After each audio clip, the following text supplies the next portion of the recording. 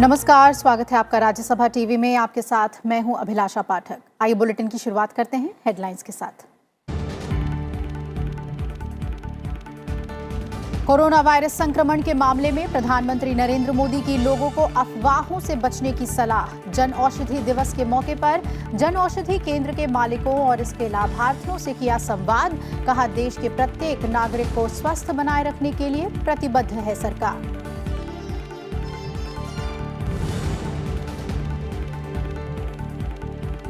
भारत में अब तक कोरोना वायरस के कुल 34 मामले, 2 लद्दाख और 1 तमिलनाडु में आया सामने। स्थिति पर प्रधानमंत्री नरेंद्र मोदी ने की समीक्षा बैठक। सभी विभागों को मिलकर काम करने का निर्देश।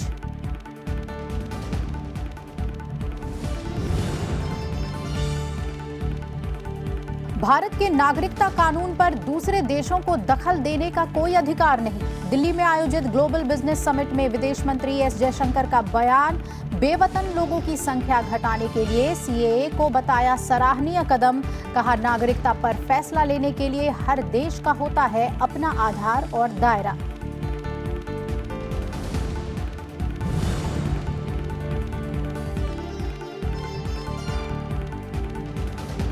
नए भारत के निर्माण के लिए जरूरी है समावेशी विकास। उपराष्ट्रपति एम वेंकैया नायडू की अधिकारियों को नागरिक केंद्रित नजरिए का पालन करने की सलाह। हैदराबाद में भारतीय प्रशासनिक स्टाफ कॉलेज के संकाय अध्यक्षों को किया संबोधित। सरकारी योजनाओं के जरिए जन आकांक्षाओं की पूर्ति करने पर जोर।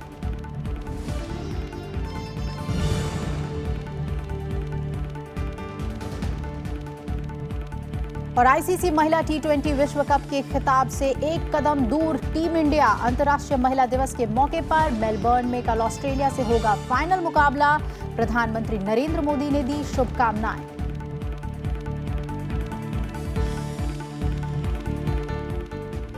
और बुलेटिन में सबसे पहले बात जन औषधि दिवस से जुड़ी हुई। इस मौके पर प्रधानमंत्री नरेंद्र मोदी ने वीडियो कॉन्फ्रेंसिंग के जरिए चुने हुए जन औषधि केंद्रों के मालिकों और प्रधानमंत्री भारतीय जन औषधि परियोजना के लाभार्थियों से संवाद किया। प्रधानमंत्री ने कहा कि सरकार हर हाल में किफायती इलाज उपलब्ध कराने के लिए कृत संकल्प है। तभी मैंने ये दवाइयाँ लेना शुरू कर दी। जन औषधि दिवस के मौके पर प्रधानमंत्री नरेंद्र मोदी ने जन औषधि केंद्रों के मालिकों और लाभार्थियों से संवाद करते हुए कहा कि अब तक पूरे देश में करोड़ों गरीब और मध्यम वर्ग के लोगों को 2 से 2.5 हजार करोड़ रुपए की बचत जन औषधि केंद्रों के कारण हुई है। प्रधानमंत्री ने कहा कि सरकार हर भारतीय के स्वास्थ्य के लिए 4 सूत्रों पर काम कर रही है। हर भारतीय को बीमार होने से बचाने के लिए क्या क्या किया जाए। दूसरा, अगर बीमार हो गया तो बीमारी की स्थिति में सस्ता और अच्छा इलाज हर नागरिक को कैसे मिले। तीसरा, इलाज के लिए बेहतर और आधुनिक अस्पताल हो, पर्याप्त संख्या में अच्छे डॉक्टर और मेडिकल स्टाफ हो, इसके लिए निरंतर प्रयास किया जा रहा है। और चौथा सूत्र है मिशन मोड पर काम करके चुनौतियों को समझना, उसका समाधान करना। प्रधानमंत्री ने कहा कि जन औषधि केंद्र के संचालकों के काम को पहचान दिलाने के लिए सरकार ने इस योजना से जुड़े पुरस्कारों की शुरुआत करने का भी फैसला लिया है। आपके इस काम को पहचान दिलाने के लिए सरकार ने इस योजना से जुड़े एक पुरस्कारों की शुरुआत करने का भी फैसला लिया है। मुझे विश्वास है कि इन पुरस्कारों से, इन अवार्ड से जन औषधि के क्षेत्र में एक नई स्वस्थ हेल्दी कंपटीशन, स्वस्थ स्पर्धा शुरू होगी। प्रधानमंत्री ने कोरोना वायरस को लेकर देशवासियों को किसी भी तरह की अफवाह से बचने की सलाह दी। उन्होंने कहा कि कोई भी परेशानी होने पर तुरंत डॉक्टर की सलाह लें। साथ ही उन्होंने कहा कि पूरी दुनिया नमस्ते करने की आदत डाल रही है। हमें भी आजकल हाथ मिलाने की बजाय नमस्ते करना चाहिए। मेरी सभी देशवासियों को प्रार्थना है मेहरबानी करके इन अफवाहों से भी बचना है। आपको कुछ भी लगता है, जो भी करें, अपने डॉक्टर की सलाह से ही करें। हम स्वयं डॉक्टर न बन जाए। और हाँ, पूरी दुनिया आजकल नमस्ते की आदत डाल रही है। अगर किसी कारण से हमने ये आदत छोड़ दी है, तो हम भी हाथ मिलाने के बजाय इस आदत को फिर से डालने का भी मैं समझता ये उत्तम समय है। नमस्ते करके ही एक दूसरे को ग्रीट करना चाहिए। देश के 700 जिलों में जन औषधि के लगभग 6,200 केंद्र हैं।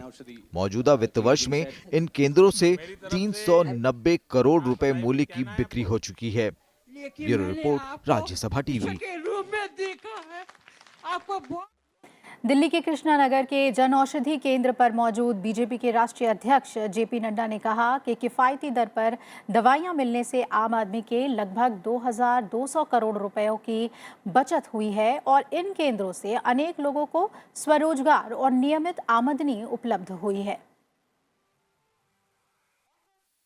700 जिलों में 6,700 ऐसे आउटलेट्स हैं जहां से करोड़ों लोगों इस सुविधा को ले रहे हैं और इनका लाभ हो रहा है। 2019-20 में लगभग 22,000 करोड़ रुपए की दवा सिर्फ 390 करोड़ रुपए में दी गई है। यानी जिस दवाओं का दाम 2,200 करोड़ रुपए बनता था, 22,000 करोड़ रुपए बनता था, 390 करोड़ में वह उपभोक्ता को मिली। कोरोना वायरस को लेकर प्रधानमंत्री नरेंद्र मोदी की अध्यक्षता में आज एक बड़ी बैठक हुई, जिसमें स्वास्थ्य मंत्री, विदेश मंत्री, चीफ ऑफ डिफेंस स्टाफ समेत अनेक वरिष्ठ अधिकारी मौजूद थे। इस बैठक में प्रधानमंत्री ने कोरोना के खतरे से निपटने के लिए सभी संबंधित विभागों को और बेहतर तालमेल बनाकर हालात को काबू में रखने की हिदायत दी। स्वास्थ्य मंत्री हर्षवर्धन ने बताया कि देश भर में 52 प्रयोगशालाओं में नमूनों का परीक्षण किया जा रहा है।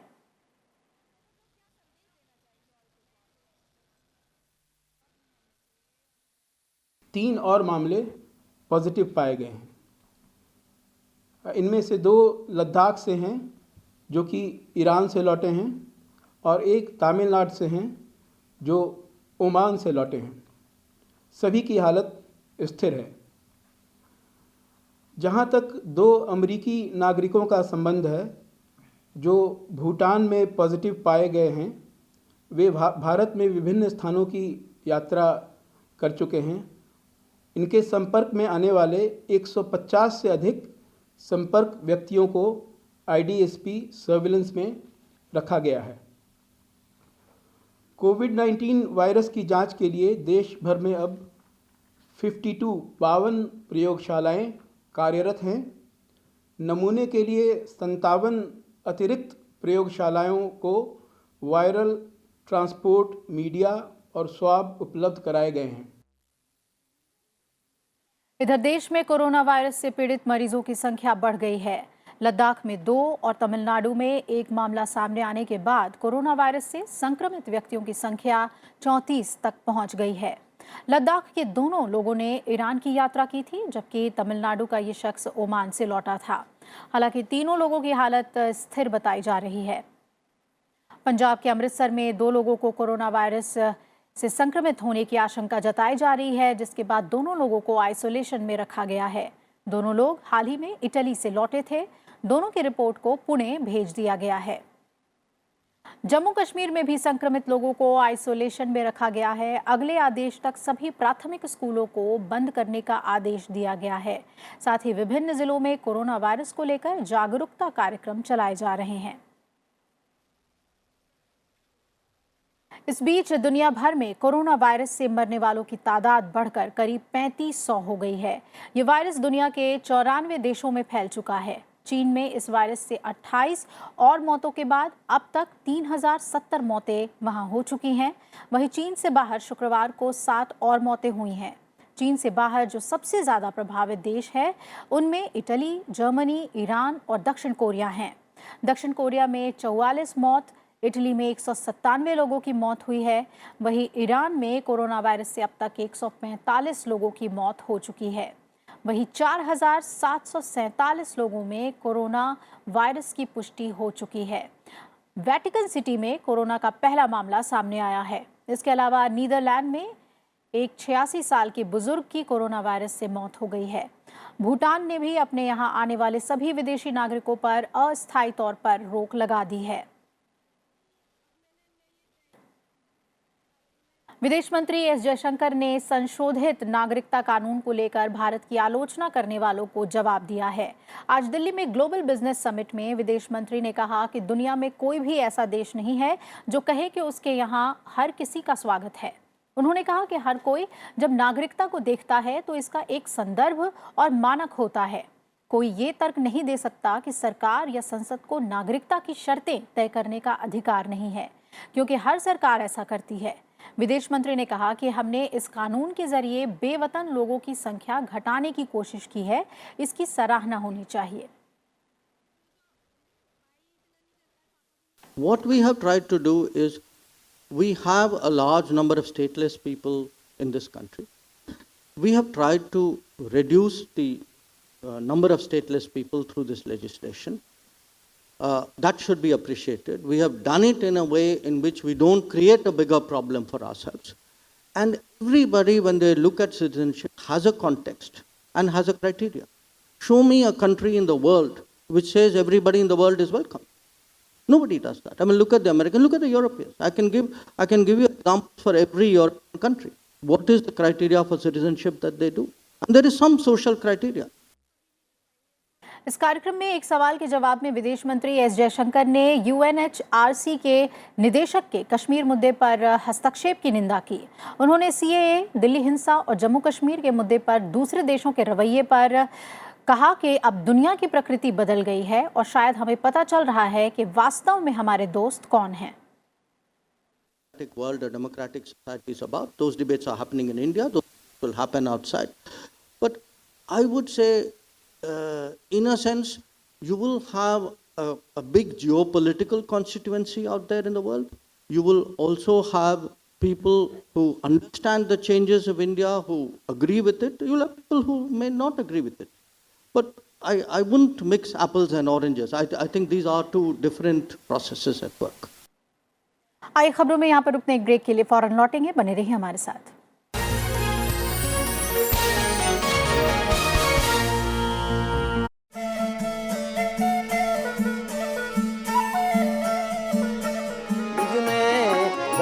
आज धूम मची है होरी खिलत आज रे।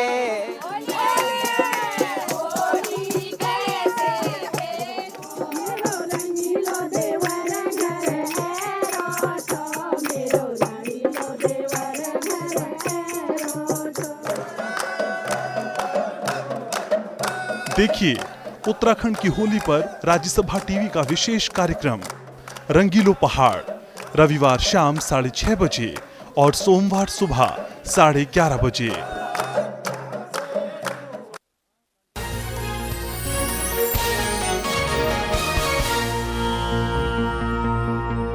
ब्रेक के बाद स्वागत है आपका। उपराष्ट्रपति एम वेंकैया नायडू ने कहा कि मौजूदा समय में प्रशासन केवल कार्यान्वयन तक ही सीमित नहीं है, इसमें प्रबंधन और शासन की व्यापक अवधारणा शामिल है। उपराष्ट्रपति ने हैदराबाद में भारतीय प्रशासनिक स्टाफ कॉलेज के एक कार्यक्रम को संबोधित करते हुए ये बातें कही। हैदराबाद में भारतीय प्रशासनिक स्टाफ कॉलेज के संकाय अध्यक्षों को संबोधित करते हुए उपराष्ट्रपति एम वेंकैया नायडू ने नीतियों को प्रभावी कार्यक्रम में तब्दील कर जन आकांक्षाओं की पूर्ति करने पर जोर दिया। उन्होंने कहा कि प्रबंधन में कार्यान्वयन और निगरानी दोनों शामिल है। Management involves both implementation and monitoring. Governance covers the whole architecture from policy implementation to monitoring and evaluation. It also involves adopting a proactive approach and implementing the best practices. Just now, we heard one lady professor was telling about Service Guarantee Act.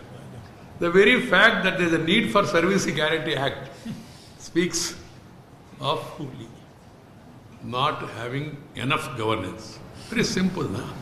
You may make so many pronouncements, but at the end of the day, unless services are delivered, the purpose is not achieved. That's why still India is going through this transformation, underdeveloped to developing, and if you want to become really a developed country, that is the area of focus. Delivery, service delivery, formulations, our implementations should focus on that. And for that, best practices. We have to learn from others' experience. We can't go on making our own this thing and then learn by mistakes and all. That's no longer this thing. You have to learn from others' experience. And particularly now the world is open. We are living in a global age. उपराष्ट्रपति ने समावेशी विकास को नए भारत के निर्माण के लिए आवश्यक बताया। उन्होंने कहा कि प्रशिक्षण प्राप्त करने वाले सभी अधिकारियों को नागरिक केंद्रित और परिणाम संचालित नजरिए का पालन करना चाहिए, जो समावेशी विकास सुनिश्चित करने के लिए जरूरी हो। The real crux is how well we can translate policy into effective program and impactful delivery mechanism. This is what is required. Many of the countries are looking to India for training, for capacity building, for sharing of this knowledge. This is a positive thing. When I was visiting Africa and other countries, many people told, sir, we like India. One, they said, is about the culture. They very much respect our cultural values. Second is the capacity and caliber of our administration. The third thing is they talk about, of course, our cuisines. Our food is internationally famous now. Unfortunately, some of us are looking to their food, but they are looking to our food. Food is a major aspect. And also, as they were telling, even the cinema. Our Indian cinema is catching up. Hyderabad स्थित भारतीय प्रशासनिक staff college की स्थापना 1956 में हुई थी। ये देश के सिविल सेवकों, प्रशासक और प्रबंधकों की क्षमता विकास के लिए अग्रणी संस्थान के रूप में जाना जाता है। मोहम्मद फातेह टीपू, राज्यसभा टीवी। कल अंतर्राष्ट्रीय महिला दिवस है। इस मौके पर प्रधानमंत्री नरेंद्र मोदी दिल्ली में अपने आवास लोक कल्याण मार्ग पर नारी शक्ति पुरस्कार विजेताओं के साथ संवाद करेंगे। अंतर्राष्ट्रीय महिला दिवस के मौके पर प्रधानमंत्री के ट्विटर अकाउंट का परिचालन महिलाओं के हाथ में रहेगा। इससे पहले राष्ट्रपति कल सुबह राष्ट्रपति भवन में एक समारोह में नारी शक्ति पुरस्कार प्रदान करेंगे। सरकार हर साल विशेष रूप से वंचित और कमजोर तबके की महिलाओं के सशक्तिकरण के क्षेत्र में सराहनीय काम करने वाले लोगों, समूहों, संस्थानों को राष्ट्रीय पुरस्कार से सम्मानित करती है। अंतर्राष्ट्रीय महिला दिवस के मौके पर ताजमहल समेत सभी भारतीय पुरातत्व सर्वेक्षण संरक्षित स्मारकों में सभी भारतीय और विदेशी महिला आगंतुकों के लिए मुफ्त एंट्री की घोषणा की गई है। केंद्रीय संस्कृति और पर्यटन राज्य मंत्री प्रहलाद सिंह पटेल ने कहा कि भारत में महिलाओं को सम्मान देने की एक महान परंपरा रही है। उन्होंने कहा कि संस्कृति मंत्रालय की ओर से विश्व की नारी शक्ति के लिए ये एक छोटा सा उपहार है। उन्होंने ये भी कहा कि भारतीय पुरातत्व सर्वेक्षण अपने स्मारकों पर आने वाली महिलाओं की सुरक्षा के लिए पूरी तरह से प्रतिबद्ध है। राज्यसभा की 55 सीटों के लिए 26 मार्च को मतदान होना है। इसी के तहत ओडिशा की कुल 10 में से 4 सीटों के लिए चुनाव होने हैं। बीजू जनता दल के अध्यक्ष और ओडिशा के मुख्यमंत्री नवीन पटनायक ने इन चारों सीटों के लिए उम्मीदवारों का ऐलान कर दिया है। सुभाष सिंह, मुन्ना खान, सुजीत कुमार और ममता महंत को इन 4 सीटों के लिए उम्मीदवार बनाया गया है। राज्यसभा में ओडिशा की 10 में से 4 सीटों पर सदस्यों का कार्यकाल 2 अप्रैल को पूरा हो रहा है। उच्च सदन में ओडिशा से जिन सदस्यों का कार्यकाल पूरा हो रहा है उनमें बीजेडी के नेता अनुभव मोहंती, नरेंद्र कुमार स्वाई और सरोजनी हेम्ब्रम शामिल हैं। वहीं कांग्रेस नेता रणजीत बिस्वाल का कार्यकाल भी 2 अप्रैल को ही खत्म हो रहा है। इनमें अनुभव मोहंती पहले ही 2019 के लोकसभा चुनाव जीत चुके हैं। ओडिशा में बीजेडी के पास विधानसभा में 113 सीटें हैं, वहीं बीजेपी के पास 23 और कांग्रेस के पास 9 सीटें हैं। डीएमके के वरिष्ठ नेता के अनबझगन का आज निधन हो गया। वो 97 साल के थे। अनबझगन उम्र संबंधी बीमारियों के चलते पिछले कुछ समय से बीमार चल रहे थे। उन्हें 24 फरवरी को अस्पताल में भर्ती कराया गया था। बीमारी के कारण वो कुछ समय से सक्रिय राजनीति से दूर थे।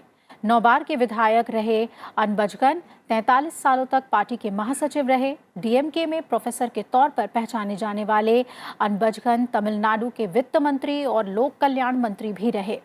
अनबझगन के निधन के बाद डीएमके के सभी कार्यक्रमों को 1 हफ्ते के लिए स्थगित कर दिया गया है। उनके सम्मान में पार्टी का झंडा 7 दिनों तक आधा झुका रहेगा। उपराष्ट्रपति एम वेंकैया नायडू ने डीएमके नेता के अनबझगन के निधन पर गहरा शोक व्यक्त किया। उपराष्ट्रपति ने ट्वीट किया कि वो द्रविड़ आंदोलन के दिग्गज, तमिलनाडु के पूर्व मंत्री, विद्वान राजनीतिज्ञ और डीएमके के महासचिव थे। उन्होंने विभिन्न पदों पर काम किया। और आइए अब बात करते हैं पर्यावरण और जलवायु परिवर्तन से जुड़ी हुई।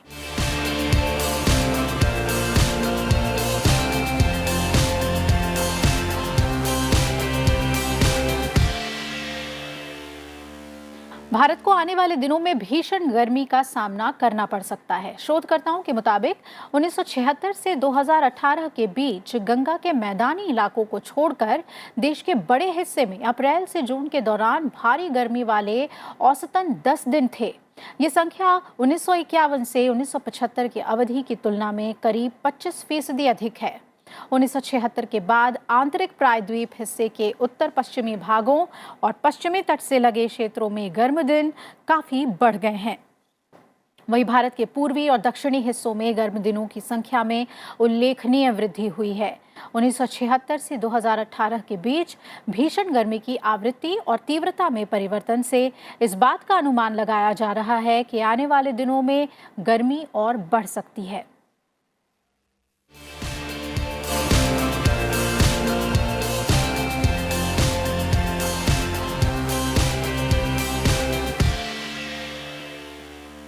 बर्फ की सफेद चादर में ढकी गुलमर्ग की वादियों में आज से पहले खेलो इंडिया शीतकालीन खेलों की शुरुआत हो गई है। केंद्रीय युवा मामलों और खेल मंत्री किरेन रिजिजू ने पहले खेलो इंडिया शीतकालीन खेलों का शुभारंभ किया। 7 मार्च से 11 मार्च तक 5 दिन के इस आयोजन में करीब 900 प्रतिभागी हिस्सा लेंगे। इस मौके पर किरेन रिजिजू ने कहा कि ये प्रतियोगिता केवल जम्मू कश्मीर के लिए नहीं बल्कि पूरे देश के लिए महत्वपूर्ण है। उन्होंने कहा कि इस तरह के खेलों का आयोजन हर साल गुलमर्ग में किया जाएगा। खेल मंत्री ने बताया कि जम्मू कश्मीर में अंतर्राष्ट्रीय स्तर की खेल अकादमी स्थापित की जाएगी, जिनमें अंतर्राष्ट्रीय कोच खिलाड़ियों को प्रशिक्षण देंगे। उन्होंने ये भी कहा कि कश्मीर घाटी में खेल पर्यटन को बढ़ावा देने के लिए जल क्रीड़ा खेलों की संभावनाओं को तलाशने के लिए कदम उठाए जा रहे हैं। और अब बात क्रिकेट की। आईसीसी महिला T20 विश्व कप फाइनल से पहले प्रधानमंत्री नरेंद्र मोदी ने भारत और ऑस्ट्रेलिया दोनों टीमों को शुभकामनाएं दी हैं। ट्वीट संदेश में प्रधानमंत्री नरेंद्र मोदी ने उम्मीद जताई कि रविवार को जब ऑस्ट्रेलिया के खिलाफ भारतीय महिला टीम फाइनल के लिए मैदान में उतरेगी तो स्टेडियम नीले रंग से पटा रहेगा। दोनों टीमों को शुभकामनाएं देते हुए उन्होंने कहा कि मुकाबले में सर्वश्रेष्ठ टीम जीतेगी। दरअसल प्रधानमंत्री नरेंद्र मोदी ने ऑस्ट्रेलिया के प्रधानमंत्री स्कॉट मॉरिसन के उस ट्वीट का जवाब दिया जिसमें उन्होंने प्रधानमंत्री नरेंद्र मोदी को इस मुकाबले को लेकर टैग किया था। भारतीय महिला क्रिकेट टीम कल महिला दिवस के मौके पर मेलबर्न में 2020 क्रिकेट विश्व कप के फाइनल में ऑस्ट्रेलिया से मुकाबला करेगी। भारतीय महिला टीम ने पहली बार आईसीसी 2020 विश्व कप फाइनल में जगह बनाई है। प्रतियोगिता में अब तक भारतीय टीम ने अपने सभी मैच जीते हैं। ग्रुप स्टेज में भारतीय महिला टीम शीर्ष पर रही और पहले ही मैच में भारत ने 4 बार की चैंपियन ऑस्ट्रेलिया को हराया था।